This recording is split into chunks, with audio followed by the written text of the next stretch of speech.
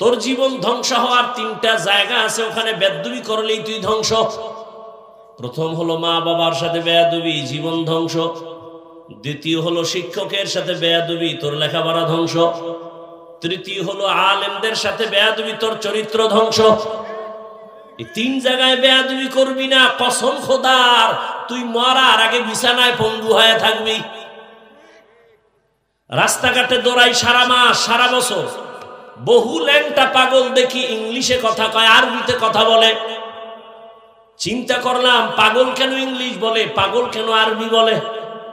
বহু চিন্তা করে হঠাৎ আমার মাথায় আসলো, এরা আসলে পাগল হয়ে ইংলিশ শিখে নাই, আরবি শিখে নাই, বরং কলেজের ভালো ছেলে ছিল, বেয়াদবি করিয়া পাগল হয়ে গেছে। মাদ্রাসার ভালো ছাত্র ছিল, বেয়াদবি করার কারণে পাগল হয়ে গেছে। মা বাবার সাথে বেয়াদবি যারা করছে, শিক্ষকের সাথে যারা করেছে, আলেমদের সাথে যারা করেছে, ওরা মরার আগেই বেহুশ হয়ে পড়ে গেছে। হাজারো প্রমাণ চোখের সামনে। অতএব তুমি ডাক্তার হও, বেয়াদব হইও না। ইঞ্জিনিয়ার হও, বেয়াদব হইও না। প্রফেসর হও, বেয়াদব হইও না। বেয়াদবি করে যদি ডাক্তার হও, লিখে রাখ, তাসলিমার মতো জুতা খায়া পালাবি। বেয়াদব মার্কা যদি প্রফেসর হও, তো ঢাকা কলেজের প্রফেসর আহমদ শরীফ কত বড় বেয়াদব। কোন জায়গার প্রফেসর? আরে সত্য কথার স্বীকার করো। কোন কলেজের? ঢাকা কলেজের প্রফেসর। ক্লাসে ঢুকিয়ে ছেলে মেয়েকে, এই ছেলে মেয়েরা চিনো আমাকে? জি স্যার চিনি। নাম জানো? জি স্যার জানি। বল। বলে বেয়াদবি হবে, বলবো না। আমার নাম আহমদ শরীফ। শোন, তোরা এতদিন শুনছো কোরআন শরীফ, হাদিস শরীফ, মক্কা শরীফ, মদিনা শরীফ। আজকে থেকে বলে দিলাম, মক্কা শরীফ বাদ, মদিনা শরীফ বাদ, কোরআন শরীফ বাদ, হাদিস শরীফ বাদ। আজকে থেকে তোদের জন্য আমি আহমদ শরীফ যথেষ্ট। এই কুলাঙ্গার বেয়াদব মরার আগে ছেলে মেয়েরে বইলে গেছে, আমি মরণ বিশ্বাস করি না, কবরও বিশ্বাস করি না, আমি যদি মরেও যাই কবর দিবি না। ঠিকই এই বেঈমানের বাচ্চার আর কবর হয় নাই। কেউ যে জিয়ারত করবে ওর কপালে নাই। মরার পরে ছেলে মেয়েরা ওর কবর দেয় নাই, দেহ দান করে দিছে হসপিটালের ভেতরে। ভাইরা আমার, রাগ করতেছেন? বেয়াদবকে বেয়াদব বলা এটাই জ্ঞানীর কাম। ভালোকে ভালো বলতে হবে, বেয়াদবকে বেয়াদব বলতে হবে।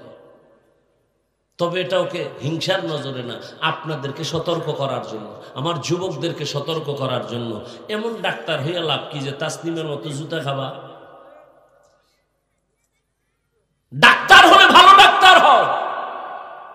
কেমন ভালো ডাক্তার যে তুমি এখানের জন্য না, পুরা দেশ তোমাকে মাথায় নিয়ে নাচবে। এটা সম্ভব না? সম্ভব না? আল্লাহ পারেন না? সেজন্য তোমার পুঁজি লাগবে দুইটা, লিখে রাখো। মোবাইল নয়, হাতে কলমে কলিজায় লেখো। দুই পুঁজি লাগবে, কসম খোদা। এর বাইরে হলে তোর জীবন সম্মানিত হবে না। কয় পুঁজি? এক নম্বর সুন্দর চরিত্র, দ্বিতীয় তোর সুস্থ জীবন। তোর চরিত্র ভালো, অসুস্থ, কোনোদিন কোথাও তোর চাকরি হবে না। হবে? অসুস্থ রুগীরে কেউ রাখবে? তুমি পুরাটাই সুস্থ, চরিত্র খারাপ, একটা জায়গায় তোর কেউ ভালো জানবে না। কোনো না ইহুদি, কোনো খ্রিস্টান, কোনো হিন্দু, কেউ বলবে চরিত্রহীন, বের কর এখান থেকে। তাহলে কয় পুঁজি লাগবে বলো? এক, সুন্দর জীবন, চরিত্র। দুই, সুস্থ জীবন। এই দোনোটারে জবাই করতেছো গজবের মোবাইল দিয়ে। মানো আর না মানো, কথাটা আমি কি যদি সত্য না বলি বল, আমি এখন কানে ধরে এখানে উঠবো আর বসবো, আল্লাহর কসম। যদি বলতে পারো হাফিজ ভাই তোমার কথা ঠিক নেই, বল, আমি এক্ষুনি দাঁড়ায় কানে ধরবো, আল্লাহর কসম। আমি যদি মুসলমানের বাচ্চা হয়ে থাকি। এই মোবাইলে চরিত্র নষ্ট করে না? রাতের ঘুম শরীরের ঔষধ। রসুলও বলছেন, আল্লাহ বলছেন, আর সারা দুনিয়ার চিকিৎসা বিজ্ঞানীরা একমত, রাতের ঘুম শরীরের শুধু ঔষধ নয়, মহা ঔষধ। কিছু রোগী শুইয়া ঘুমাইয়া উঠা সুস্থ, কিছু সুস্থ রোগী ঘুমের থেকে উঠা অসুস্থ। ঘুম শরীরের মহা ঔষধ, তবে সন্ধ্যা রাতের ঘুম নয়। শেষ রাতের ঘুম নয়, মধ্যরাতের ঘুম। লিখবি গুগলে, আকাম করো কা মোবাইল দিয়ে, ভালো কাজ করা যায় না? কত তথ্য আছে গুগলের ভিতরে। ইউটিউবে ঢুকে আকাম করো কেন? ইউটিউবে লিখবি সৌরজগৎ কিভাবে তৈরি হলো, সৌরজগতের রহস্য, লিখে সার্চ দে। এবার খাতা কলম লা, 20 বছর খালি লিখতেই থাকবি, কুলকিনেরা ভাবি না খুঁজতে খুঁজতে। ব্রেন কেমনে মানুষ তৈরি করলো, আল্লাহ বানাইলো, এটা নিয়ে গবেষণা কর। যদি সফল মানুষ হতে চাও তাহলে শুধু লেখাপড়া না, চতুর্মুখী জ্ঞান অর্জন করতে হবে। কবি নজরুলের গর্ব করো। তোর মতো সারা রাত মোবাইলে আকাম করলে জীবনে কবি নজরুল হতে পারত না। আল্লাহ হেদায়েত দান করুন।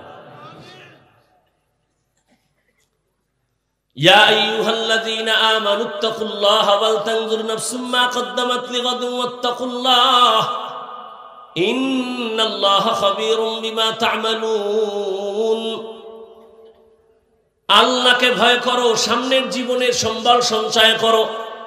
ও আমার কলিজার যুবক, তুমি স্কুলে পড়ো, কলেজে পড়ো, চাকরি করো, ব্যবসা করো, তুমি আদর্শ ডাক্তার হও, আদর্শ ইঞ্জিনিয়ার হও, আদর্শ একজন প্রফেসর হও।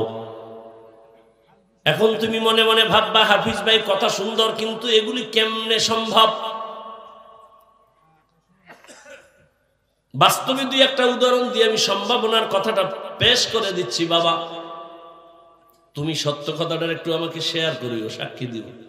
তোমার মতো যুবক জীবনে মাদ্রাসায় পড়ে নাই, কোনদিন আলিফ বা তাও শিখে নাই, এমন যুবক কি আছে তোমাদের লাইনে? স্কুলে পড়ে, কলেজে পড়ে, 5 বেলার নামাজ পড়ে, বাস আর ওয়াজ লাগবে না, এটাই তোমার জীবনের শেষ ওয়াজ।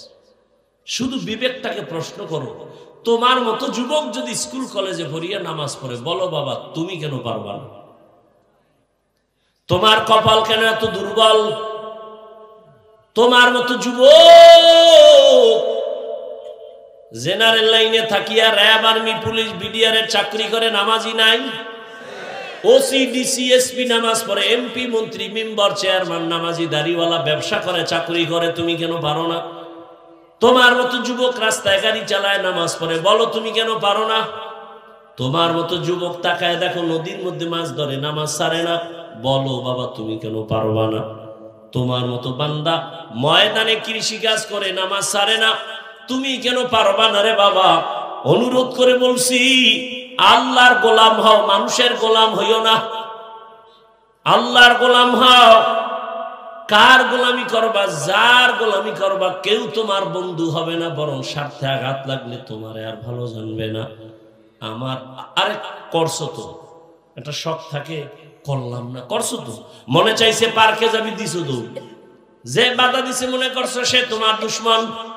তাহলে জীবনে তো পার্কে কম দৌড়াও নাই, আর কতদিন দৌড়ানোর পরে তোমার আশা মিটবে? তারপরে তওবা করবা। ও আমার যুবক বাবারা, জীবনে কত নামাজ ছাড়লা, আর কতবার নামাজ ছাড়লে তোমার মনের আশা পূরণ হবে? তারপরে তওবা করবা। জীবনে তো দাড়ি কম কাটো না, আর কতদিন দাড়ি কাটলে তোমার আশা মিটবে? তারপরে তওবা করবা। জীবনে তো নাচ গান কম দেখো না, মোবাইলে গুনাহ কম দেখো না, আর কতদিন এই গুনাহ দেখলে তোমার আশা মিটবে? তারপরে তওবা করবা। এবং এ কথাটাও বলো, তোমার হায়াতের আর বাকি আছে কয়দিন? হেদায়েতের মালিক আমার আল্লাহ, এখনো সময় আছে, তওবা করো। আমার আল্লাহ দয়াময়, আমার আল্লাহ তওবার দরজা দিয়া ডাকে, ও বান্দা কত গুনাহ করছো, তওবা কর। মনে মনে যদি বলতে পারো, হে মালিক আর নামাজ ছাড়বো না, দাড়ি কাটবো না, বেপরদায় চলবো না, মা বাবার দোয়া নিয়ে আগাও। ও পর্দার আড়ালের আম্মা জান, বোনেরা, এতক্ষণ আপনাদের সন্তানদের জন্য যেই পরিমাণ কথা বললাম, আপনাদের দোয়া না থাকলে এগুলো কোনোদিন বাস্তবায়ন হবে না। কারণ গাছ ভালো হলে ফল ভালো হবে, আম্মা জানের দোয়া থাকলেই তো ওই গর্বে নেককার সন্তান আসবে। এরে আম্মা জান, এ দুনিয়ায় যত ভালো সন্তান আছে আপনাদের কারণে, আপনাদের অবদানে। ডাক্তারের ব্যবহার ভালো, মায়ের অবদান। এসপি সাহেবের ব্যবহার ভালো, মায়ের অবদান। চেয়ারম্যানের ব্যবহার ভালো, মায়ের অবদান। দুনিয়াতে যত ভালো সন্তান মায়ের অবদানের কারণে রে আম্মা জান, এই কারণেই তো আপনাদের সম্মান অনেক বেশি। আপনারা নবীদের মায়ের মতো মা, সাহাবায়ে কেরামদের মায়ের মতোই তো মা। আপনারা তো খাদিজা রাদিয়াল্লাহু আনহার মতো দামি নারী, ফাতেমা রাদিয়াল্লাহু আনহার মতো নারী, আয়েশা রাদিয়াল্লাহু আনহার মতো দামি নারী। এরে আম্মা জান, এই অঞ্চলে কি আপনার মতো কোনো মা নাই? পর্দা করে, নামাজ পড়ে, মোবাইলে সময় নষ্ট করে না, সন্তানগুলো আদর্শওয়ালা বানানোর চেষ্টা করে, স্বামীর মাল পর্যন্ত হেফাজত করে। এরে আম্মা জান, আপনি কেন পারবেন না? এখনো সময় আছে, তওবা করেন। 2 মিনিটে একটা ঘটনা বলেই মোনাজাতের দিয়ে যাব। আমার পরে ওয়াজ করবে কেউ? মদিনাতুল মুনাওয়ারা থেকে আল্লাহ পাকের এক প্রিয় বান্দা আসেন ভারতে। সবাই তার নাম জানেন, খাজা মুঈনুদ্দিন চিশতি আজমিরি রহমাতুল্লাহ আলাইহি। কালেমার দাওয়াত দিলেন, ঘুরে ঘুরে ঘুরে ঘুরে দাওয়াত দিলেন। ইতিহাসবিদরা লেখেন প্রায় লক্ষ লক্ষ, বলে কত, বলে 90-এর উপরে লক্ষ বিধর্মী খাজা মুঈনুদ্দিনের হাতে কালেমা পড়েছে। মুঈনুদ্দিন খুশি না বেজার? একদিন মায়ের সামনে খুব আনন্দিত। মা বলে, এই মুঈনুদ্দিন এত আনন্দিত কেন? খাজা মুঈনুদ্দিন কয়, আম্মা জান, লক্ষ লক্ষ বিধর্মী আমার হাতে কালেমাওয়ালা হয়েছে। মা ডেকে বলে, বাবা এগুলো সব আমি মায়ের অবদান। খাজা মুঈনুদ্দিন চিশতি আজমিরি কয়, এই সন্তান মা, তোমার অবদানটা কি, কেমনে বলো? মা চোখের পানি ছেড়ে কাঁদেন আর বলেন, মুঈনুদ্দিন, আমার গর্বে যখন তুই আসছো আমি একটা রাতও ঘুমাইতাম না। আমি যায় নামাজে গিয়া কাঁদতাম আর বলতাম, হে মালিক, আমার গর্বের সন্তান তোমার ওলি হিসাবে বানায় পাঠাও। এ সন্তান মুঈনুদ্দিন, তুমি দুনিয়ায় যখন আসছো আমি মা তোমার মুখে যতদিন দুধ পান করাইছি, একটা ফোঁটা দুধও বিনা অজুতে দেই নাই।